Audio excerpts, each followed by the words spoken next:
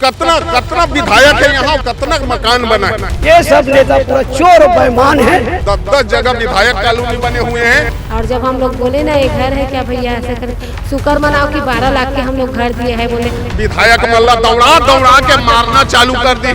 वही मंत्री मन हम वहाँ जाके रही के एक दिन तो कम से कम देखा।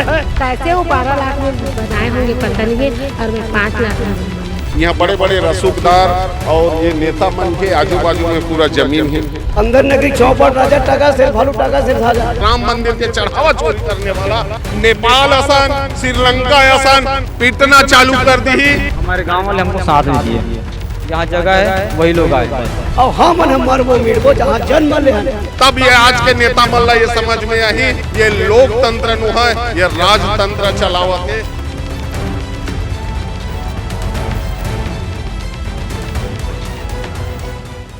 किसी हिंदी फिल्म का एक गाना है, कल चमन था आज क्यों सहरा हुआ, और देखते ही देखते ये क्या हुआ।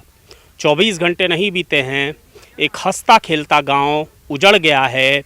जहां कभी घर हुआ करते थे वहां मलबा है, और जहां हंसते खेलते परिवार थे वे परिवार अब अपने जो टूटे फूटे घर हैं उसमें जो कुछ बचा हुआ है उसको संभालने और उसको बटोरने की कोशिश कर रहे हैं। ये वही नकटी गांव है जहां कल प्रशासन ने बुलडोज़र कार्रवाई करते हुए लगभग 85 घरों को नेस्तनाबूद कर दिया, ज़मींदोज कर दिया।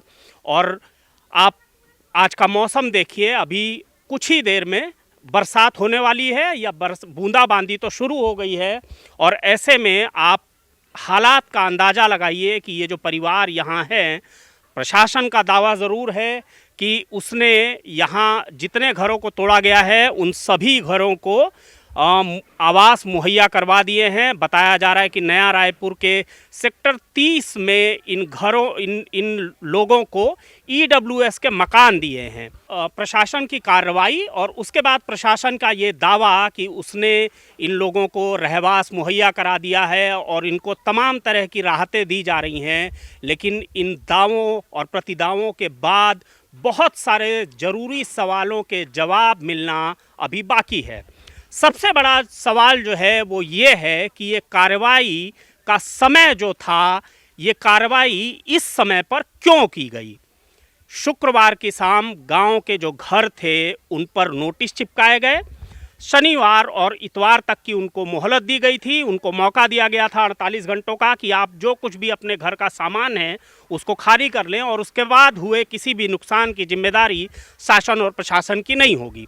लेकिन इसके बाद और सोमवार की सुबह लगभग 8 बजे पुलिस ने गांव को चारों तरफ से घेरा। बुलडोजर आए, JCB मशीनें आई और ताबड़तोड़ तोड़फोड़ की कार्रवाई शुरू हो गई। उसके बाद लोगों का जो कुछ भी थोड़ा बहुत सामान बचा था वो उन्होंने उसको कल भी इकट्ठा किया, आज भी इकट्ठा कर रहे हैं। काऊ कैचर गाड़ियाँ आई, उसमें लोगों का सामान डाला गया और उसके बाद उनको ले जा कर के नया रायपुर के सेक्टर 30 में कहीं डंप कर दिया गया। लेकिन जो महत्वपूर्ण सवाल है कि जिसको लेकर हर किसी के मन में प्रश्न है कि आखिर ये समय क्यों चुना गया था जब बरसात सिर पर है, जून खत्म हो गया है, आज 30 जून की तारीख है। और ऐसे समय में सुप्रीम कोर्ट का बहुत साफ निर्णय है कि अगर कोई बड़ा व्यवसायिक कॉम्प्लेक्स ना हो, मल्टी लेवल व्यवसायिक कॉम्प्लेक्स ना हो और किसी तरह की सुरक्षा को कोई खतरा ना हो, तो ऐसे समय में अगर कब्जे अवैध भी हैं तो उनको नहीं तोड़ा जा सकता। जब ये कार्रवाई की गई तो वो छुट्टी का दिन था। शुक्रवार रात में नोटिस चिपकाए गए, शनिवार छुट्टी थी, रविवार छुट्टी थी और सोमवार को जिस दिन सुबह ये कार्रवाई हुई उस दिन भी पूर्णिमा का त्यौहार था और इसलिए सारे सरकारी ऑफिस और कोर्ट बंद थे।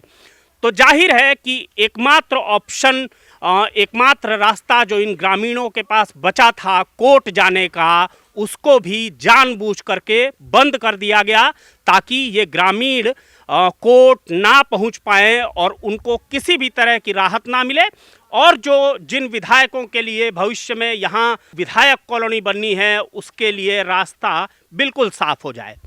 अपनी कार्रवाई को जायज़ सिद्ध करने के लिए प्रशासन का ये तर्क है कि इन गांव वालों को 1 साल पहले भी नोटिस दे दिया गया था, लेकिन यही प्रशासनिक अधिकारी जिनके ऊपर ये विधायक और मंत्री राज करते हैं और जिनके सामने इनकी चू नहीं बोलती है, वही प्रशासनिक अधिकारी ये मानने के लिए तैयार नहीं है कि उन्हीं राजनेताओं, उन्हीं विधायकों और उन्हीं मंत्रियों के आश्वासन के बाद ग्रामीण ना तो किसी कोर्ट गए, ना ही किसी दूसरी ऐसी संस्था के पास गए जहां से उन्हें राहत या न्याय की उम्मीद थी। हुआ ये कि 1 साल पहले भी जब इन गांव वालों को नोटिस मिला तो गांव वाले अपने जो स्थानीय विधायक हैं, जिनका नाम अनुज शर्मा है, और इसके अलावा जो स्थानीय सांसद हैं, उनके पास इन लोगों ने पहुंचकर गुहार लगाई और उन्होंने ये वादा किया कि ये मकान नहीं तोड़े जाएंगे, लेकिन जैसा कि होता है उनका वादा सिर्फ वादा रह गया। और 2 दिन पहले भी जब दूसरी बार या तीसरी बार इन गांव वालों को नोटिस मिला तो वो स्थानीय जो सांसद हैं रायपुर लोकसभा क्षेत्र के बृजमोहन अग्रवाल, उनके पास गए और उन्होंने 1 दिन पहले तक ये आश्वासन दिया कि कम से कम बरसात भर यहाँ जो नकटी गांव के मकान हैं, जो रहवास है लोगों का, वो नहीं तोड़ा जाएगा। और इसी आश्वासन के भरोसे ये लोग आगे किसी भी तरह की कार्रवाई, कहीं कोर्ट जाने का कोई ऑप्शन ये लोग उसको नहीं कर पाए, किसी वकील से संपर्क नहीं कर पाए, क्योंकि शायद इन लोगों को भरोसा था, क्योंकि सांसद बड़ा नेता होता है। बृजमोहन अग्रवाल भारतीय जनता पार्टी से सांसद हैं, इस प्रदेश में भारतीय जनता पार्टी की सरकार है, केंद्र में भारतीय जनता पार्टी की सरकार है, जिसको ट्रिपल इंजन की सरकार कहते हैं। और उसके बाद ये लोगों का भरोसा जो है, ये शायद भरोसा ही न केवल टूटा, बल्कि इन भरोसे के चलते ही इन लोगों की ज़िंदगी पूरी तरह से खराब हो गई। मेरे पीछे आप जो घर देख रहे हैं, कल यहीं मैंने एक बुजुर्ग महिला का इंटरव्यू किया था। आप अभी भी देख सकते हैं कि प्रधानमंत्री आवास योजना के तहत ये घर बना था। 1,20,000 रुपये सरकार ने खुद इस मकान को बनाने के लिए केवल 1 साल पहले दिया था, लेकिन अब इस परिवार को इस घर में रहते हुए 1 साल भी नहीं बीते थे, घर का प्लास्टर पूरा नहीं हुआ था। परिवार ने और कर्ज लेकर के किसी तरीके से ये मकान बनाया था, लेकिन आप देख सकते हैं कि 1 साल पूरा होने के पहले ही इस घर को तोड़ दिया गया। अब जो इस मकान के, इस प्रधानमंत्री आवास योजना के जो हितग्राही हैं, वो न केवल इससे वंचित हो गए, इस घर में रहने से वंचित हो गए, बल्कि उनके ऊपर कर्जा भी लद गया। अब हालत ये है कि लोग एक एक ईंट, क्योंकि सरकार के लिए या बहुत बड़े पैसे वाले लोगों के लिए जो मलबा है, वो असल में एक एक ईंट की कीमत इन गरीबों से पूछिए जिन्होंने मजदूरी करके और कर्जा लेकर के किसी तरीके से अपना ये घर बनाया है। आपको एक और नज़ारा दिखाते हैं। इस घर के सामने का जो घर है, जिसको और बुरी तरह से तोड़ दिया गया है, उस घर को देखिए। मुझे बताया गया है कि इस घर में देवरानी और जेठानी रहती हैं, और ये बेहद दर्दनाक बात है कि वो दोनों देवरानी और जेठानी जो हैं, वो दोनों विकलांग हैं, और नया रायपुर में उनको जो आवास दिया गया है वो 4थी मंजिल पर है। उनके पड़ोसियों ने मुझे बताया कि 4थी मंजिल पर किसी तरह वो विकलांग दोनों महिलाएं पहुंच तो गई हैं, लेकिन समस्या ये है कि वो पानी भरने के लिए भी नीचे नहीं आ पाएंगी। इसके अलावा महिलाएं बुज़ुर्ग हैं, विकलांग हैं, तो ये कैसे संभव होगा कि वो किसी भी काम के लिए किस तरीके से नीचे आकर के, और घर के छोटे मोटे काम के अलावा सब्जी खरीदने के लिए, राशन खरीदने के लिए वो लोग किस तरह से 4 मंजिल की सीढ़ियों पर आना जाना करेंगे। नकटी के इस पूरे प्रकरण में 2-3 चीज़ें बहुत हैरान कर देने वाली है। ये जो तोड़फोड़ की गई, उसमें प्रशासन और स्थानीय नेता जो विधायक हैं, उनकी क्या भूमिका है, ये तो बहुत स्पष्ट है। लेकिन आश्चर्य की बात जो है वो ये है कि जैसा कि इस तरह के किसी भी मामले में होता है, जहाँ बड़े पैमाने पर घर तोड़े जा रहे हों, या जहाँ पे भी सामूहिक रूप से कोई बड़ा जनहित का नुकसान होने वाला हो, तो ऐसे समय में तमाम तरह के सामाजिक संगठन, NGO, दूसरे समाज के लोग जो उनके अपने खुद के समाज के होते हैं, और इसके अलावा स्वयंसेवी जो लोग होते हैं, और नेता हर समाज में नेता किस्म के लोग होते हैं, पार्षद होते हैं, सरपंच होते हैं, लेकिन नकटी के इस पूरे प्रकरण में कोई भी विपक्ष का नेता, चाहे वो फिर कांग्रेस पार्टी हो, आम आदमी पार्टी हो, या इसके अलावा पार्षद, सरपंच, किसी भी तरह का सामाजिक संगठन इनके लिए आगे नहीं आया। छत्तीसगढ़िया हितों की रक्षा करने की बात करने वाली छत्तीसगढ़ क्रांति सेना का भी कोई अता पता नहीं था। और उससे भी बड़ी, सबसे बड़ी जो आश्चर्य की बात है वो ये है कि ये नकटी गांव काफ़ी बड़ा है, इसकी आबादी भी बहुत बड़ी है, लेकिन ये इलाका जहां ये 85 घरों को तोड़ा गया, ये भाटापारा इलाका कहलाता है। तो इस भाटापारा में लगभग 85 घर थे, लेकिन कल हम लोगों ने यहाँ देखा कि जब ये तोड़फोड़ की कार्रवाई हो रही थी तो बाकी लोगों को तो छोड़ दिए, जो इस गांव के बाकी लोग थे उनमें से ज़्यादातर लोग या तो सिर्फ दर्शक बने हुए थे, लेकिन इस गांव वालों में जो गांव के लोग जिनका घर तोड़ा जा रहा था उनके समर्थन में कोई आगे नहीं आया था। तो दादा मुझे ये बताइए कि गांव के लोग, आपका घर मान लीजिए, गांव में कितने घर होंगे टोटल? कन है मतलब 500, 1000? हाँ होगा ना, 1000 घर होगा। हाँ, और पूरी आबादी कितनी होगी? आबादी 1365 कुछ। अच्छा, हाँ। तो आप लोगों के गांव में किसी तरह का कोई मन मुटाव है क्या? क्योंकि कल जब हम यहाँ पे आए थे तो हम लोगों ने देखा कि केवल वही लोग विरोध कर रहे थे जिनके घर टूट रहे थे, लेकिन इसके अलावा गांव का एक आदमी भी आप लोगों के साथ नहीं था। ऐसा क्यों है? नहीं, मोन मोटाव ऐसा कुछ नहीं है। हाँ। आदमी कोई कोई है जिसका आने हैं, जगह है, वही लोग आ रहे हैं, बाकी बाहर वाले कोई नहीं आए, कोई सहयोग में नहीं आए। तो मान लीजिए वो तो ठीक है कि भाई बाहर का कोई नेता नहीं आया, विपक्ष के लोग नहीं आए। विपक्ष उससे हमें कोई मतलब नहीं है, हमारे गांव वाले हमको साथ नहीं दिए। कोई कोई आए जो दिए, कोई है जो नहीं दिए। यहाँ जगह है, वही लोग आए हैं बस, उसके आगे पाछे कोई नहीं आया। नहीं तो उसका कुछ तो कारण होगा, आखिर क्यों नहीं आया वो लोग? पता नहीं अब उनका क्या कारण हो सकता है, उनको अच्छा लग रहा होगा, टूट रहा होगा तो इनका घर टूट रहा है, अच्छा है, हमारा घर नहीं टूट रहा है, ठीक है, ऐसा सोच रहे होंगे, यही है और कुछ नहीं। तो सामाजिक एकता न होने का कितना बड़ा नुकसान होता है वो नकटी गांव के इस प्रकरण से समझा जा सकता है। जब आदमी एक दूसरे की मदद के लिए खड़ा नहीं होता, जब एक गांव वाला दूसरे गांव वालों के साथ अगर कुछ गलत हो रहा है या वो किसी परेशानी में है तो उस वक्त वो खड़ा ना हो करके केवल मूक दर्शक बना रहे, तो स्थितियां इसी तरह खराब हो जाती हैं। अब अगर कल के दिन जो दूसरा गांव का जो दूसरा हिस्सा है, क्योंकि अब अगर ये बात हो रही है कि ये जो गांव है यहाँ विधायक कॉलोनी बनाई जाएगी, तो ऐसा लगता है कि विधायक कॉलोनी तो केवल एक बहाना है। ये गांव जो है नया रायपुर क्षेत्र के अंतर्गत आता है। नया रायपुर को नई मुंबई की तरह बनाया जा रहा है। चौड़ी सड़कें हैं, बड़ी बिल्डिंगें हैं, बड़े बड़े बंगले हैं। तो ये गांव जो है वो फटे में पैबंद की तरह लोगों को खटक रहा होगा। और मुझे यकीन है कि अगर यहाँ आगे विधायक कॉलोनी बनती है तो विधायक कॉलोनी में रहने वाले मंत्री और विधायक ये कैसे मंजूर करेंगे कि उनके गांव के या उनके इलाके या उनका जो रिहायशी क्षेत्र है उसके बगल में ये मजदूर निवास करेंगे, जो मैले कुचैले कपड़े पहनते हैं, जिनकी रोजी रोटी का कोई ठिकाना नहीं है। तो मुझे लगता है कि ये मुसीबत केवल टली अभी फ़िलहाल पूरी तरह से नहीं गई है। जो गांव वाले आज यहाँ खड़े नहीं हुए थे उनके ऊपर भी ये संकट कभी भी आ सकता है। छत्तीसगढ़ में विष्णुदेव साय सरकार को सुशासन सरकार कहा जाता है। तो सुशासन का एक नमूना तो आप देख ही रहे हैं। इसके अलावा ये जो भारतीय जनता पार्टी की सरकार है उसकी राजनीति राम और गाय, इन दो जो शब्द हैं और इनके आसपास जो घूमती हुई पॉलिटिक्स है उसके अलावा इनका काम नहीं चलता है। तो कल हमने आपको अपनी रिपोर्ट्स में दिखाया था कि किस तरह नकटी गांव में लोग जो है वो तो परेशान है ही हैं, भगवान को भी जगह नहीं मिल रही थी और कुछ लोगों ने जो अपने कुल देवता हैं उनको तालाबों में विसर्जित कर दिया। महिलाएं मूर्तियों को लेकर के या शिवलिंग लेकर के इधर उधर दौड़ रही थीं।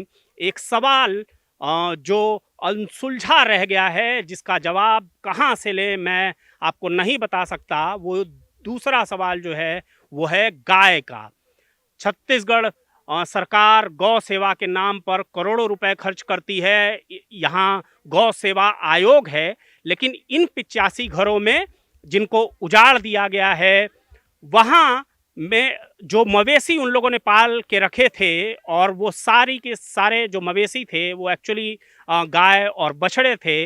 और अब जब इनको यहाँ के नकटी गांव के लोगों को उठा करके नया रायपुर में फ्लैट में रहने के लिए जगह दी गई है, तो सवाल ये है कि अब इन गायों और बछड़ों का क्या होगा। मेरे पीछे मैं आपको दिखाना चाहता हूँ कि ये जो टूटा हुआ घर है, इसमें एक गाय ये घूम रही है, और इसके अलावा बगल के घर में भी हम लोगों ने आपको दिखाया था कि कुछ गायें हैं। लेकिन अब जब इनके मालिक यहाँ नहीं रहेंगे तो इन गायों का क्या होगा, इस सवाल का जवाब कौन देगा। तो इतना बड़ा घर था, बाउंड्री थी, तो आप लोग जानवर पाल लेते थे, लेकिन अब वहाँ जो फ्लैट मिला है तो छोटा सा फ्लैट है। आपको मिला वहाँ फ्लैट? मिले है भैया, चेरी कुरिया सन्नानचक। हाँ, तो अब कैसे करेंगे आप लोग? मान लीजिए खुद तो किसी तरीके से उसमें गुजारा करेंगे, लेकिन आपके जो जानवर थे, जो गाय थी, जो बछड़े थे, उनका क्या होगा? का बताओ भैया, वही मन बताही सरकार मन। हमन ला तो अब घरेल बेघर कर दी ही सब। लक्ष्मी मन ला कहाँ ले पता नहीं है, कहाँ करबो, कहाँ जाही, एकर मन के तो बिल्कुल व्यवस्था नहीं है। गाय ला का घोषित करे है, का राज लक्ष्मी घोषित करे है, और आज वो लक्ष्मी कोई देखने वाला है, हम ही मन नहीं है, तो लक्ष्मी कौन देखी। ओकर छोटे से बछड़ा है, रात भर आके कन्नरियात रही, समझ नहीं रहे, तक खाना वाना नहीं खाए, देखना पेट नहीं भरे, जिल्लिल खात भैया, आप मन खुद देख सकते हो कहाँ। अच्छा, आप मेरे को बताइए कि आपका जो घर था इसमें कितने कमरे थे? 2 ठन कमरा रही से भैया, वो पर्ची रही से, और पूजा रूम रही से। हाँ, और किचन? किचन वही पर्ची में बनाते रही हम। अच्छा, और अभी जो आप लोग को घर मिला है वो इसकी तुलना में कितना बड़ा है या कितना छोटा है? एकर तो आधम नहीं है भैया, हमार देवता कुरिया रही ना पूजा करे के किचन उतने जन है। हमार किचन है, मतलब ये पर्ची है ना, वो तो बहुत बड़े हमार पर्ची है। वो तो एक ठो इसने है, और वही चिकन थोड़ा रूम है, एक ठो हॉल है, और वो हॉल में ना किचन है, और वही हॉल के थोड़े से वही में वही लाइन में है सेप्टिक। हाँ, आपके घर में कितने लोगों का परिवार है आपका? अब हमारे पूरा 15 फैमिली है। 15 लोग हैं? हाँ। एक घर में? आपके इस घर में 15 लोग रहते थे? मेरी सास रहती है, मेरी देवरानी देवर रहती है, और मेरे एक देवरानी का 3 बच्चा है, एक देवरानी का 2 बच्चा है, मेरा 3 बच्चा है। तो अभी इन सब लोगों के लिए एक घर मिला है वहाँ पे? 2 रूम दिए है, 2 रूम। अच्छा। हाँ, 2 रूम बस दिए है। तो 15 लोगों को रहने के लिए 2 कमरे का आपको मैंने 2 फ्लैट दिए गए हैं। और वो कौन से माले पे है? मतलब पहला चौथा मंजिल में है, और मेरे दोनों देवरानी पैर से ना खोरी है, चल नहीं पाते, मतलब चढ़ नहीं पाते उन लोग। आज दिन भर वहीं पड़े, खाना नहीं खाए उन लोग, पड़े हैं ऐसे सामान को लेके ना, जो चलने वाला रोड रहता है ना, वहीं पड़ा है उन लोग। हाँ, चल नहीं पाते उन लोग, ऊपर चढ़ ही नहीं पाएंगे ना। और घर तो कैसे दिए हैं मैं बता नहीं पाऊँगी, और उसमें न नल है न बिजली है, और दीवार तो पूरा टूटा टूटा है। और हम घर तो देख रहे हो कितना सुंदर बनाए हैं, और वैसे वाला घर दिए हैं। और जब हम लोग बोले ना ये घर है क्या भैया, ऐसे कर शुक्र मनाओ कि 12 लाख के हम लोग घर दिए हैं। बोले वो 12 लाख के घर है, अरे 5 लाख के घर है भैया। देखो ये 5 लाख के घर देखो, 2 रूम का है, और वो 12 लाख के घर दिए हैं, जिसमें 2 रूम तो क्या एक इंसान खड़ा होने के लायक नहीं है। हम अपने फैमिली नहीं रह सकते, 5 है, मेरे 3 बेटे हैं, और हम दोनों पति पत्नी, हम 5 लोग वहाँ नहीं रह सकते। ऐसे रूम दिए हैं हम लोग को, और 12 लाख का रूम है बोलते हैं। कैसे वो 12 लाख में बनाए होंगे पता नहीं है, और मैं 5 लाख में रूम बनाई हूँ। 2 रूम है, पर्ची है, पूजा घर है। प्रशासन और ज़िले के जो बड़े अधिकारी हैं, नेता मंत्री बयान दे रहे हैं, विज्ञप्ति जारी हो रही है, मानो उन लोगों ने वो फ्लैट दे करके इन लोगों पर एहसान किया हो। लेकिन जैसा कि आपने अभी अभी सुना, जो इन महिला ने बताया कि वो जो फ्लैट इनको दिए गए हैं, पहला तो ये कि ज़्यादातर लोगों को फ्लैट 4थी मंजिल पर दिए गए हैं। अब इनके लिए दिन भर सीढ़ी चढ़ना और उतरना ये कितनी मुश्किल का काम होगा, वो तो यही लोग बेहतर जान पाएंगे। इसके अलावा वो घर इतने छोटे हैं, उसमें अब भेड़ बकरियों की तरह इन लोगों को ठूस दिया गया है। किसी को ये देखने की फुर्सत नहीं है कि एक परिवार में कितने लोग हैं, और अगर एक परिवार में 7 लोग हैं, 8 लोग हैं या 10 लोग हैं तो वो लोग किस तरह से उस छोटे से फ्लैट में उनका गुजारा किस तरह से होगा। मुझे थोड़ी देर पहले एक बुज़ुर्ग महिला ने कहा था कि वो जो फ्लैट इनको दिए गए हैं उसमें किसी भी एक नेता को, एक विधायक को, एक मंत्री को केवल एक रात गुजारनी चाहिए और तब उनको पता लगेगा कि दर्द क्या होता है। तो नकटी के इस पूरे तोड़फोड़ के प्रकरण में जिसके खिलाफ सबसे ज़्यादा आक्रोश है जनता के भीतर, वो हैं स्थानीय विधायक यानी धरसींवा के विधायक अनुज शर्मा। अनुज शर्मा ने कल एक बयान दिया और प्रशासन की कार्रवाई को जायज़ ठहराते हुए ये कहा कि जिन लोगों के मकान यहाँ तोड़े गए हैं, ऐसे 75 परिवारों को नया रायपुर के सेक्टर 30 में बसाने की या उनके रहने की उनको जगह दे दी गई है। लेकिन ये बताते हुए अनुज शर्मा शायद ये भूल गए कि वहाँ जो प्रशासन ने विज्ञप्ति जारी की है उसके अनुसार केवल 60 मकान दिए गए हैं, और उन 60 मकानों में भी जो उनको कागज़ दिया गया है उसमें बहुत साफ तौर पर लिखा गया है कि ये अस्थायी व्यवस्था है। दूसरा, अगर अनुज शर्मा सच्चे जनप्रतिनिधि होते तो 1 साल से जब इस गांव में इन मकानों को तोड़ने का नोटिस आ रहा था तो उन्होंने एक बार भी इस गांव में आने की जहमत नहीं उठाई, और कल भी जब मकान तोड़े गए तो वो मीडिया में बयानबाजी करते रहे। कायदे से होना ये चाहिए था कि उनको इस गांव के भीतर आना चाहिए था और यहाँ के लोगों को समझाना चाहिए था कि उनका पुनर्वास किया जाएगा, उनको कन्विंस करना चाहिए था, उनको ये समझाना चाहिए था कि उनका पुनर्वास जब होगा तो वो किस तरीके का होगा और क्या क्या सुविधाएं वहाँ मिलेंगी। मुझे बताया है इसी गांव के लोगों ने कि जहां लोगों को बसाया गया है रायपुर के सेक्टर 30 में, वहां वो मकान जो फ्लैट हैं वो बेहद छोटे हैं। 10 लोगों के परिवार के लिए एक छोटा सा कमरा 1 BHK का फ्लैट दिया गया है, जिसमें वो भेड़ बकरियों की तरह ठूस दिए गए हैं। इसके अलावा ज़्यादातर घर जो उनको दिए गए हैं वो 4थी मंजिल पर हैं। इस गांव में तमाम तरह के बुज़ुर्ग हैं, छोटे बच्चे हैं, महिलाएं हैं। उनकी समस्या ये है कि वो पानी लेने के लिए, पीने का पानी लेने के लिए भी उनको 4 फ्लोर की सीढ़ी उतर करके नीचे आना पड़ रहा है, और उसके बाद वो 4 फ्लोर सीढ़ी लेकर चल रही हैं। विकलांग लोग भी हैं जिनके लिए 4थे फ्लोर पर चढ़ना और उतरना दोनों ही मुश्किल का काम है। तो कुछ देर बाद हम जो रायपुर का सेक्टर 30 है वहाँ पर भी जाएंगे और आपको दिखाएंगे कि वहाँ ज़मीनी हालात क्या हैं।